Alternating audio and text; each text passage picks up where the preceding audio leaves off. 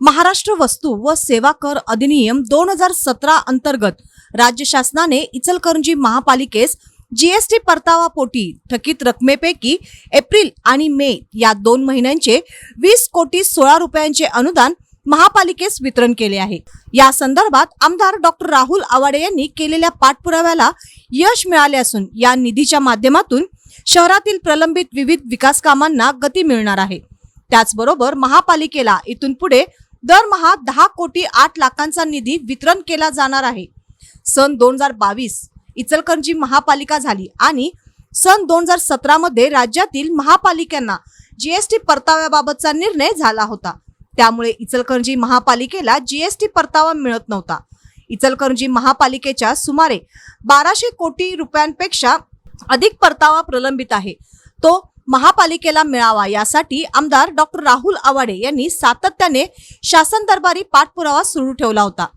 GST परताव्याच्या यादीत इचलकरंजी महापालिकेचे नाव समाविष्ट करण्यात आले नसल्यामुळे विकास कामांना खीळ बसत आहे। इचलकरंजी महापालिकेचे तब्बल 1200 कोटींपेक्षा अधिकचे अनुदान थकीत असून ते तातडीने मिळावे अशी मागणी त्यांनी लावून धरली होती।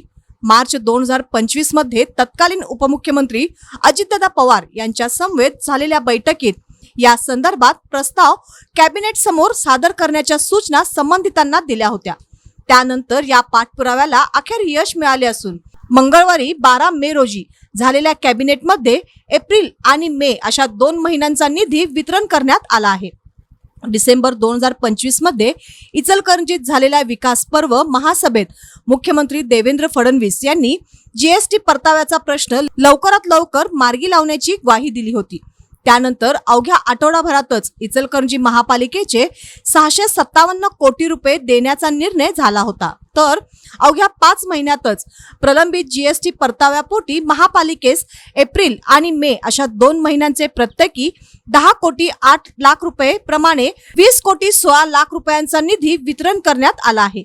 या कामी मुख्यमंत्री देवेंद्र फडणवीस, उपमुख्यमंत्री एकनाथ शिंदे, उपमुख्यमंत्री श्रीमती सुनेत्रा पवार यांचे मोलाचे सहकार्य लाभल्याचा उल्लेखही आमदार आवाडे यांनी केला आहे।